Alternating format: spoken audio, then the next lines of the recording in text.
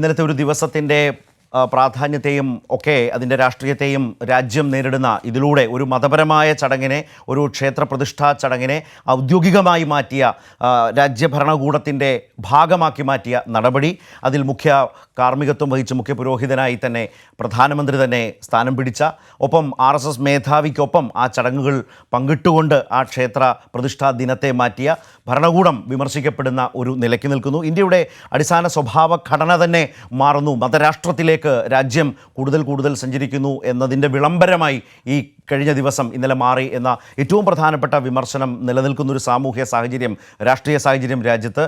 അതിലൂടെയാണ് അയോധ്യ പ്രതിഷ്ഠാ ദിനം കടന്നുപോയത് എന്നത് വസ്തുതയാണ്. പക്ഷേ ഈ വസ്തുതയെ എത്രമാത്രം പ്രതിഫലിപ്പിക്കാൻ നമ്മുടെ മാധ്യമങ്ങൾക്ക് കഴിഞ്ഞിട്ടുണ്ട് എന്ന പ്രധാനപ്പെട്ട വിമർശനവും അതേ തോതിൽ തന്നെ നമ്മുടെ പൊതുമണ്ഡലത്തിൽ നിൽക്കുന്നു എന്നതുകൂടിയാണ് ഇന്നലെ ഒരു ദിവസം കടന്നു പോകുമ്പോഴുള്ള പ്രശ്നം. ഇന്നലെ നമ്മൾ കണ്ടതാണ്, ദൃശ്യമാധ്യമങ്ങളൊക്കെയും ഒരു വള്ളംകളി മത്സരത്തിൻ്റെയൊക്കെ നിലയിൽ നിന്നുകൊണ്ട് ഒരു തത്സമയ കമൻട്രിയിലേക്ക്, അതിൻ്റെ വർണ്ണാഭമായ ആവേശത്തിലേക്ക് പരിമിതപ്പെടുകയും പറയേണ്ട കാര്യങ്ങൾ പറയാതിരിക്കുകയും, നിശ്ചയമായും ലൈവ് റിപ്പോർട്ടിങ്ങിൽ കാട്ടേണ്ട അതിൻ്റെ എല്ലാ ആവേശത്തെയും ഉൾക്കൊള്ളുന്നതിൽ യാതൊരു തെറ്റുമില്ല. പക്ഷേ അപ്പോഴും പറയേണ്ടതായിട്ടുള്ളൊരു മാധ്യമം എന്ന നിലയിൽ ഉത്തരവാദിത്വത്തോടെ പറയേണ്ട കാര്യങ്ങൾ പറയാതെ പോവുകയും ചെയ്ത ബോധപൂർവമായ തമസ്കരണത്തിൻ്റെ ഒരു പരിസരം ദൃശ്യമാധ്യമങ്ങളൊക്കെ ഇന്ന് വലിയ വിമർശനങ്ങൾക്ക് ഇന്നലെ നേരിടേണ്ടി വന്നിട്ടുണ്ട്. ദൃശ്യമാധ്യമങ്ങൾ ഇന്ന് നമ്മുടെ മാധ്യമങ്ങൾ, നമ്മുടെ ദിനപത്രങ്ങൾ ഇന്ന് രാവിലെ ഇറങ്ങുമ്പോൾ അതിവേഗത്തിൽ ഈ തലക്കെട്ടുകൾ മാത്രം ഒന്ന് നോക്കിക്കൊണ്ട് നമുക്ക് അതിവേഗം വാർത്തകളിലേക്ക് പോകാം എന്ന് വിചാരിക്കുന്നു. ഒരു സൂക്ഷ്മ വിശകലനത്തിൻ്റെ ഒന്നും ആവശ്യം യഥാർത്ഥത്തിൽ അതിലില്ല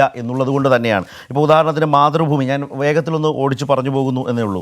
മാതൃഭൂമി, ഇന്നത്തെ മാതൃഭൂമി പത്രമാണ് എൻ്റെ കയ്യിലുള്ളത്. സമർപ്പണം എന്നാണ് മാതൃഭൂമി ഈ ഇന്നലത്തെ ഈ ചടങ്ങിനെ ആകെ കാണുന്ന. രാമക്ഷേത്രം തുറന്നു, സരയൂ തീരത്ത് ദീപാവലി നേരത്തെ എത്തിയെന്നൊരു ഇംഗ്ലീഷ് പത്രം ആ മട്ടിലായിരുന്നു എന്ന് ഒരു ഇംഗ്ലീഷ് പത്രവും അതിൻ്റെ മുൻ പേജിൽ എഴുതിയിട്ടുണ്ട്. ആ ആദ്യത്തെ പാരഗ്രാഫ് മാത്രം ഉദാഹരണമായി എടുത്താൽ അതിൽ ഏതെങ്കിലും തരത്തിൽ ബാബറി മസ്ജിദ് തകർത്ത് അവിടെ സുപ്രീം കോടതി വിധിയെ തുടർന്ന് രൂപപ്പെട്ട ക്ഷേത്രം എന്ന പരാമർശം വരാതിരിക്കും വിധം തന്നെയുള്ള സമർപ്പണം എന്ന നിലയിലേക്കുള്ള ഒരു സമർപ്പണം നടത്തിയിട്ടുണ്ട് എന്നുള്ളതാണ് അതിൻ്റെ മാതൃഭൂമിയുമായി ബന്ധപ്പെട്ട് ഈ വാർത്തയ്ക്ക് കൊടുക്കുന്ന സമീപനവും തലക്കെട്ടും അതാണ്.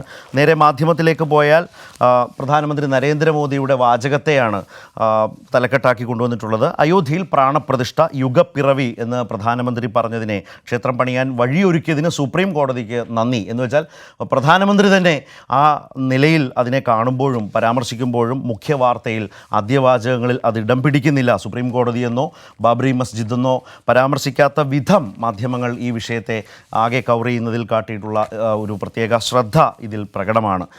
കേരള കൗമുദിയിലേക്ക് പോയാൽ രാമഭാരതം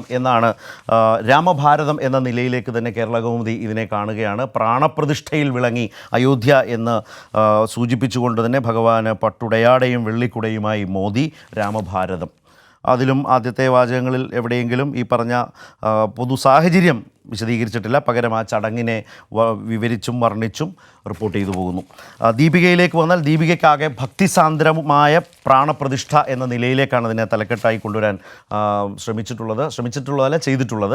ഭക്തിസാന്ദ്രം പ്രാണപ്രതിഷ്ഠ എന്നാണ് അത്. പിന്നെ അതിൻ്റെ വിശദാംശങ്ങളൊക്കെ അതോടൊപ്പം ചേർത്തിട്ടുമുണ്ട്. അപ്പോഴും നേരത്തെ പറഞ്ഞതുപോലെ സുപ്രീം കോടതി വിധിയെക്കുറിച്ച് പ്രധാനമന്ത്രി പറഞ്ഞതൊന്നും ഒറ്റ നോട്ടത്തിൽ വേഗത്തിൽ ആരുടെയും കണ്ണിൽ പെടുന്നില്ല, ഇതിനകത്തില്ല എന്ന് തന്നെ വേണം അതിലും അനുമാനിക്കാൻ എന്നുള്ളത്. സമാനമായ രീതി തന്നെയാണ്, സ്വഭാവമാണ് എല്ലാ തലക്കെട്ടുകളിലും എല്ലാ റിപ്പോർട്ടിങ്ങിലും പൊതുവിൽ കാണുന്നത്. ഇംഗ്ലീഷ് പത്രങ്ങളും വളരെ ചുരുക്കത്തിൽ വേഗത്തിൽ പറഞ്ഞാൽ ദേവ് ടു ദേശ്, രാം ടു രാഷ്ട്ര, പ്രധാനമന്ത്രി പറഞ്ഞതിനെ തലക്കെട്ടാക്കി വെക്കുന്ന ഒരു ശൈലിയാണ് ടൈംസ് ഓഫ് ഇന്ത്യയും സ്വീകരിച്ചിട്ടുള്ളത്. Diwali arrives early as nation celebrates എന്ന നിലയിൽ ടൈംസ് ഓഫ് ഇന്ത്യ ഇതിനെ കാണുന്നു. പക്ഷേ പ്രധാനമന്ത്രി പറഞ്ഞതിനെ തലക്കെട്ടിലേക്ക് കൊണ്ടുവരാൻ ശ്രമിച്ചിരിക്കുന്നു. എന്നാൽ അതിനകത്തും ഏതെങ്കിലും തരത്തിൽ ഈ പറഞ്ഞ സുപ്രീം കോടതി വിധിയുടെ പശ്ചാത്തലവും ബാബറി മസ്ജിദും ഒന്നും പരാമർശ വിഷയമാകുന്നില്ല എന്നതുകൂടിയുണ്ട്. അതുപോലെ തന്നെയാണ് ഇന്ത്യൻ എക്സ്പ്രസും ഈ പറഞ്ഞ പ്രധാനമന്ത്രി പറഞ്ഞതിനെ തന്നെയാണ് തലക്കെട്ടാക്കി കൊണ്ടുവന്നിട്ടുള്ളത് എന്നുള്ളതാണ്. പ്രധാനമന്ത്രി പറഞ്ഞതും ആ ചടങ്ങുകളുടെ റിപ്പോർട്ടിങ്ങും എന്നുള്ളതാണ്. ദ ഹിന്ദുവും rituals done, prime minister calls it a historic day എന്ന് പ്രധാനമന്ത്രിയുടെ പേരിൽ തലക്കെട്ട് എഴുതി തന്നെയാണ് ഇംഗ്ലീഷ് പത്രമായ ദ ഹിന്ദുവും ഒരു നിലപാട് സ്വീകരിച്ചിട്ടുള്ളത്. അല്ലെങ്കിൽ അങ്ങനെയാണ് അവരുടെയും ഒരു പോക്ക്. അതിനകത്തും സമാനമായ രീതി തന്നെ കാണുകയും ചെയ്യാം. Ram is not dispute, Ram is the solution എന്ന് പ്രധാനമന്ത്രി പറഞ്ഞതാണ് എക്കണോമിക് ടൈംസിനും തലക്കെട്ടായി മാറിയിട്ടുള്ളത്. ആ രീതിയിലുള്ള ഒരു ട്രീറ്റ്മെൻറ്റാണ് ദ എക്കണോമിക് ടൈംസും നൽകിയിട്ടുള്ളത്. മറ്റൊന്ന്, നമ്മൾ വീണ്ടും മലയാള പത്രത്തിലേക്ക് വന്നാൽ സ്വാഭാവികമായും നോക്കേണ്ട ഒരു പത്രം മലയാള മനോരമയാണ്. മലയാള മനോരമയുടെ തലക്കെട്ട് കൺ തുറന്ന് രാംലല്ല എന്നാണ് എഴുതിയിട്ടുള്ളത്. പിന്നീട് മുമ്പ് പറഞ്ഞ പോലെ വർണ്ണനയാണ്, ഇന്നലത്തെ ആ ചടങ്ങുമായി ബന്ധപ്പെട്ട റിപ്പോർട്ടിംഗാണ് എന്നതുകൂടിയാണ്. അതിനകത്ത് എഴുതിയിട്ടുണ്ട് RSS അധ്യക്ഷൻ മോഹൻ ഭാഗവതും മോദിക്കൊപ്പം അർച്ചനയിലും പൂജയിലും പങ്കെടുത്തു എന്ന് മനോരമ ഒരു വരിയിൽ ഇടയിൽ ചേർത്തിട്ടുണ്ട്. ബാക്കിയെല്ലാം ആ ചടങ്ങിൻ്റെ ഒരു മനോഹാരിതയിൽ നിന്നിട്ടുള്ള സമീപനവും ഒക്കെയാണ് ബാക്കി എല്ലാ കാര്യങ്ങളും. നേരത്തെ കൗമുദിയിൽ കണ്ടതുപോലെ തന്നെ വെള്ളിക്കുടയും ചുവന്ന പട്ടുവസ്ത്രവുമാണ് മോദി വിഗ്രഹത്തിൽ സമർപ്പിച്ചത്. അവിടെയും പ്രധാനമന്ത്രി മോദി വിഗ്രഹത്തിൽ സമർപ്പിക്കുന്നു എന്ന് പറയുന്നത് തന്നെയാണ് ഈ രാജ്യം ഏറ്റവും അധികം അതിൽ വിമർശനം ഉന്നയിക്കുന്നത്. കാരണം അതൊരു മതപരമായ ചടങ്ങാണ്. രാഷ്ട്രത്തിൻ്റെ ഔദ്യോഗിക പരിപാടിയായ മതപരമായ ചടങ്ങിനെ മാറ്റുന്നതിലൂടെ മതനിരപേക്ഷ മതേതര രാഷ്ട്രസങ്കല്പത്തെ അത് എത്രമാത്രം പോറലേൽപ്പിക്കുന്നു എന്നുള്ളത് മാത്രമാണ് അതിലെ പ്രശ്നം.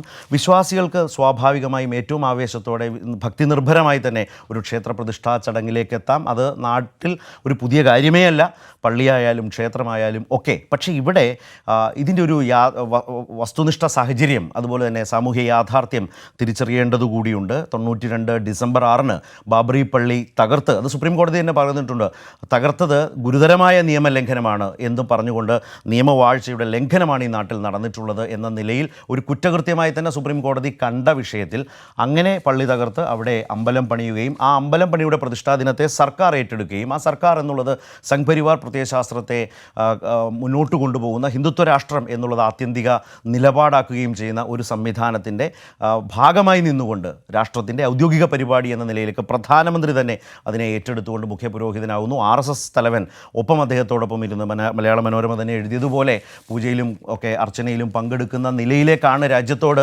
ഇന്നലെ നടന്ന സംഭവങ്ങൾ, ഇന്നലെ നടന്ന ആ പ്രതിഷ്ഠാ കർമ്മം ആകെയും സംസാരിക്കുന്നതെങ്കിൽ അതിൽ കാണുന്ന അപാകതകൾ ആരാണ് ഈ രാജ്യത്തെ ജനങ്ങളോട് പറയേണ്ടത്, ശരിയായ വിലയിരുത്തലുകൾ നടത്തേണ്ടത് ആര് എന്ന ഒരു പ്രധാനപ്പെട്ട ചോദ്യം അതിൽ അടങ്ങിയിട്ടുണ്ട് എന്നതുകൂടിയാണ്.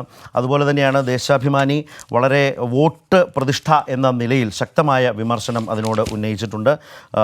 ഏതായാലും വീക്ഷണം തലക്കെട്ടിൽ രാഷ്ട്രീയ രാമനെ പ്രതിഷ്ഠിച്ചു എന്ന് വീക്ഷണം എഴുതിയിട്ടുണ്ട്.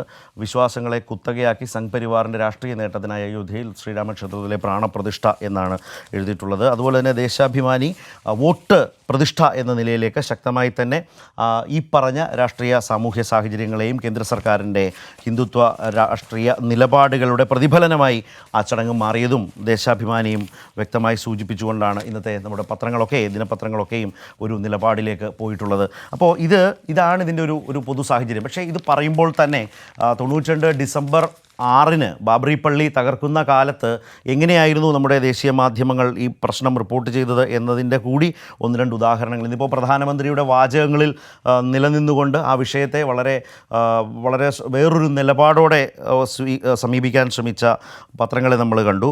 അതിൽ തന്നെ ദ ഹിന്ദു അന്ന് 92 ഡിസംബർ 6 എഴുതിയ outrage in Ayodhya, Babri Masjid destroyed എന്നാണ് ദ ഹിന്ദു എഴുതിയത്. പക്ഷേ 2024 ഡിസംബർ 22 ജനുവരി 22 ഈ വിഷയത്തെക്കുറിച്ച് തലക്കെട്ട് എഴുതുമ്പോൾ ആ നിലയിലേക്ക് ബാബറി പള്ളി തകർത്ത സ്ഥലത്തെ പുതിയ ക്ഷേത്രം എന്നതുപോലെയും സുപ്രീം കോടതി ഡയറക്ഷനും ഒന്നും കടന്നു വരാതിരിക്കുന്ന ഒരു റിപ്പോർട്ടിംഗ് ശൈലി അവിടെയും പൊതുവിൽ കാണാനുണ്ട്. ഞാൻ ഉദാഹരണമായി സൂചിപ്പിച്ചു എന്ന് മാത്രം, ഒരു താരതമ്യത്തിന് വേണ്ടി നമ്മൾ ഹിന്ദുവിൻ്റെ ഇന്നത്തെ തലക്കെട്ട് കണ്ടു. ഞാൻ ഈ സൂചിപ്പിച്ചത് 92 ഡിസംബർ 6 ദ ഹിന്ദുവിൻ്റെ തലക്കെട്ടായിരുന്നു. ഇന്ത്യൻ എക്സ്പ്രസ് അന്ന് എഴുതിയത് ഡിസ്പ്യൂട്ടഡ് സ്ട്രക്ചർ പുൾഡ് ഡൗൺ എന്നാണ് 92 ഡിസംബർ 6 എഴുതിയത് the Indian express. The Hindu എങ്ങനെയാണ് എഴുതിയത് എന്ന് ഞാൻ സൂചിപ്പിച്ചു. കേവലം ഒരു താരതമ്യത്തിന് വേണ്ടി മാത്രം സൂചിപ്പിച്ചു എന്ന് മാത്രം.